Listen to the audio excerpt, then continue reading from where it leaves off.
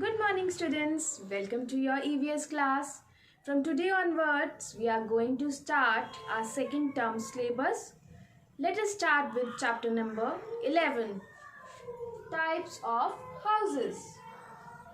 Earlier, human beings sheltered themselves from bad weather and danger by living in caves. In earlier times human being क्या करते थे, खुद को shelter करते थे फ्रॉम बैड वेदर और डेंजर से. कहाँ पे रह के? केव से में रह के. Then later on wood, bamboo, straw, dried grass and mud were used by them.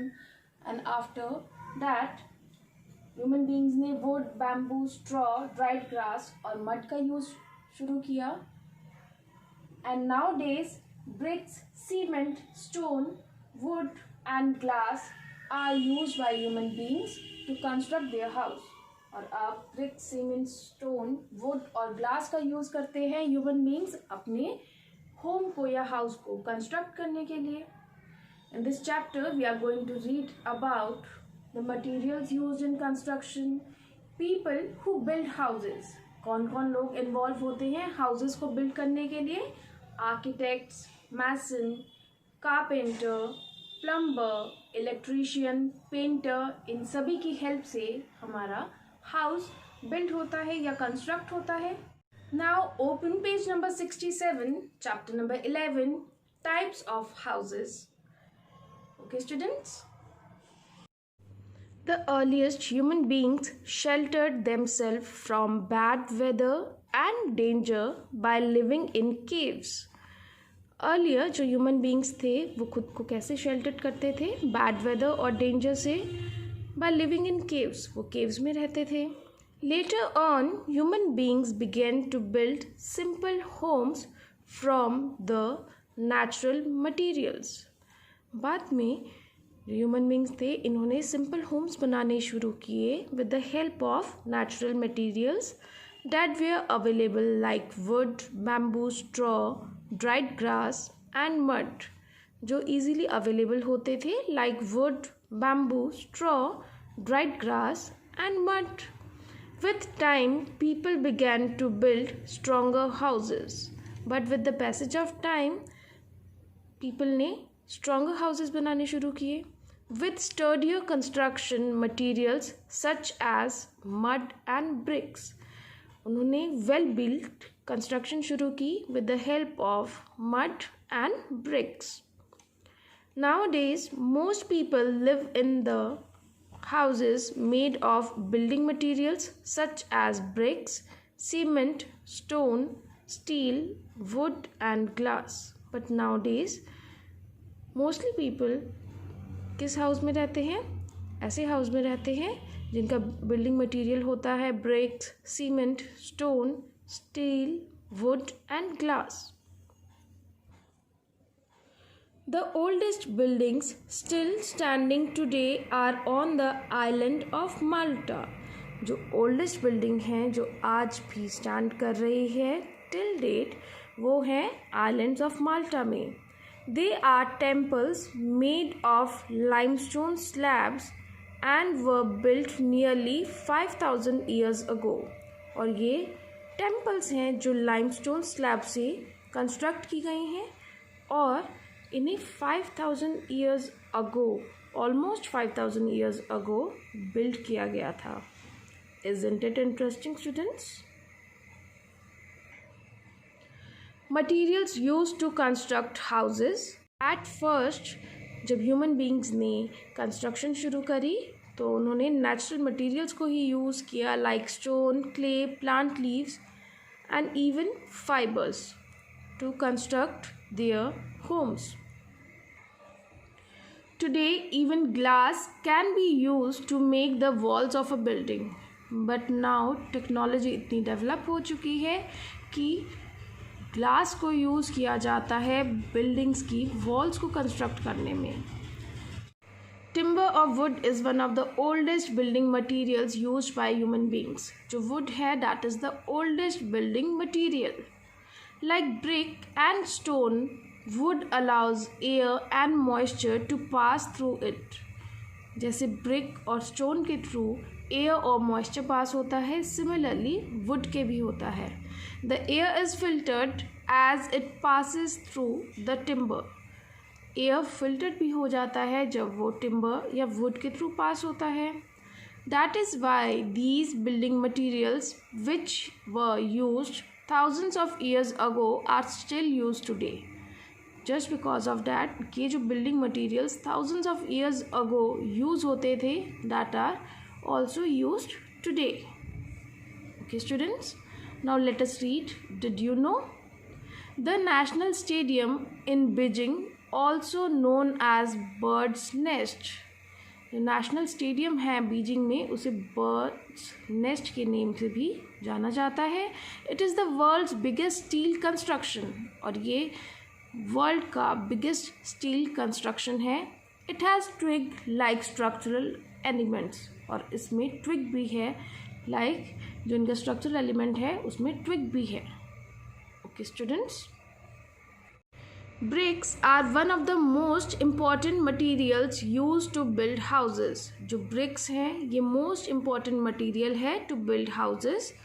They are made by molding clay into rectangular blocks. और इन्हें clay को mold करके rectangular blocks में रखा जाता है, और तभी जो bricks हैं उनको shape मिलता है। These blocks are then hardened by burning in a kiln or oven. और बाद में जब उनको शेप मिल जाती है तो इन ब्रिक्स को या इन ब्लॉक्स को हार्ड करने के लिए क्लिन या ओवन में रखा जाता है।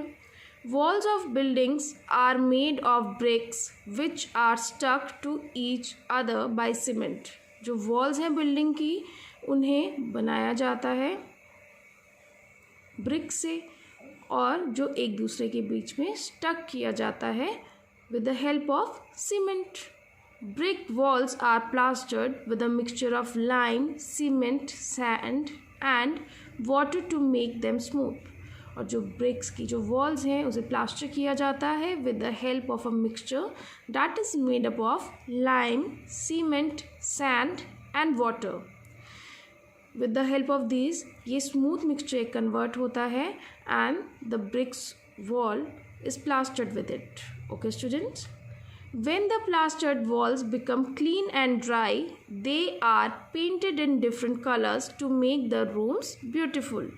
और जब ये plastered walls clean और dry हो जाती है then they are painted in different colors, जिससे कि हमारा जो room है वो beautiful लगे। The room in which you are sitting right now is also made up of bricks. और उसे प्लास्टर किया गया है एंड आफ्टर ड्राइंग उसे आपने डिफरेंट कलर से पेंट करवाते हैं हम लोग, सो डैट जो रूम है वो ब्यूटीफुल लगे। The floor of a house is laid with bricks and cement.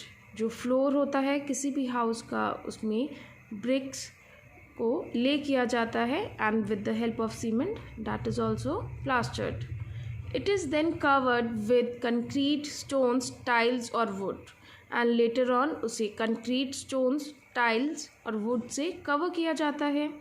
The roof of a house can be made with the sheets, concrete, stone और tiles placed on a network of metal rods. जो roof है house का उसे बनाया जाता है with the help of sheets, concrete, stone या tiles उस पर प्लेस किए जाते हैं on a network of metal rods. People who build houses, architects draw the plan of a house. जो आर्किटेक्ट्स हैं वो हाउस का प्लान ड्रॉ करते हैं। Based on the plan masons build the house by using bricks and stones. और उसी plan को follow करते हुए जो मैसन हैं वो हाउस को बिल्ड करते हैं and by using bricks and stones. Carpenters use wood to make the doors. और जो कारपेंटर्स हैं वो वुड को यूज़ करते हैं to make the doors, windows and cupboards. जो प्लम्बर्स होते हैं they fit in the pipes for water supply, taps and other fixtures in the toilet and kitchen. जो प्लम्बर्स हैं वो पाइप्स या वाटर सप्लाई को, टैप्स, इन सभी को फिक्स करते हैं टॉयलेट्स और किचन में। Electrician fit in the wires fans and lights, और जो इलेक्ट्रिशियन होते हैं वो फिट करते हैं वायर्स, फैंस एंड लाइट्स को। Painters paint both the inside and outside walls of the house. जो पेंटर्स होते हैं वो पेंट करते हैं inside and outside walls of the house को। Houses designed for different climates. जो हाउसेस हैं उन्हें डिफाइन किया जाता है according to different climates. People all around the world have developed their own methods of building houses. All over the world जो people हैं उन्होंने डेवलप किया है अपना खुद का method for building houses. Houses are built to suit the climate of weather conditions of that place. और houses को बिल्ड किया जाता है according to climate of weather condition, उस एरिया के अकॉर्डिंग। इन हॉट और dry regions building have thick walls of stones और mud so that the heat from outside does not come in easily। जो buildings hot या dry region में build की जाती है उनकी जो वॉल्स होती है दैट आर वेरी थिक, और उन्हें बनाया जाता है स्टोन या मड से, सो दैट जो हीट फ्रॉम आउटसाइड है वो होम के इनसाइड या किसी भी बिल्डिंग के इनसाइड इजीली एंटर ना करे। The roof of the building are flat और शैलो डोम्स, और जो इनकी रूफ होती है इन बिल्डिंग्स की वो बिल्कुल फ्लैट होती है या इनकी जो डोम होती है that are shallow. This ensures that as little area as possible is exposed to the sun, and by this ये इंश्योर किया जाता है कि मिनिमम एरिया को एक्सपोज किया जाए towards the sun. People in hot, wet climates often build their houses on stilts or poles। जो people hot या wet climate एरिया में रहते हैं वो अपने houses को build करते हैं on poles। They make the roof of the houses steep and slanting to allow the rainwater to slide off। वो अपने house का जो roof होता है उसे steep या slant वे में बनाते हैं so that जब भी rain हो तो क्या होगा, जो रेन वाटर है वो कलेक्ट ना होके वो स्लाइड ऑफ हो जाएगा। Okay students, in extremely cold regions such as in the Arctic regions of Canada, Greenland and Alaska, the Inuit people builds igloos using snow. In extremely cold region में क्या होता है, like Arctic regions of Canada, Greenland या Alaska में the Inuit जो people होते हैं वो इग्लू को बिल्ड करते हैं by using snow. You can see in this image, ये इग्लू है and that is build with the help of snow. Inside an igloo it is possible to maintain a comfortable living temperature with only the heat from oil lamps and the heat given off by people bodies। इग्लू के अंदर एक comfortable life वो maintain करते हैं because उसके अंदर वो क्या करते हैं, ऑयल लैम्प को यूज़ करते हैं फॉर हीट, और जो हीट पीपल की बॉडी से जनरेट होती है या वो उसके थ्रू हीट से वो सर्वाइव करते हैं। While the outside temperature could be as low as -40 degree centigrade. अंदर वो एक हीट को मेंटेन करते हैं, हमने अभी रीड आउट किया है, with the help of oil lamps, और अदरवाइज जो पीपल की बॉडी से हीट जनरेट होती है through that. But outside temperature जो वहाँ का होता है that could be as low as -40 degree centigrade, but still वो इग्लू के अंदर एक कंफर्टेबल लाइफ स्पेंड कर सकते हैं। Okay students,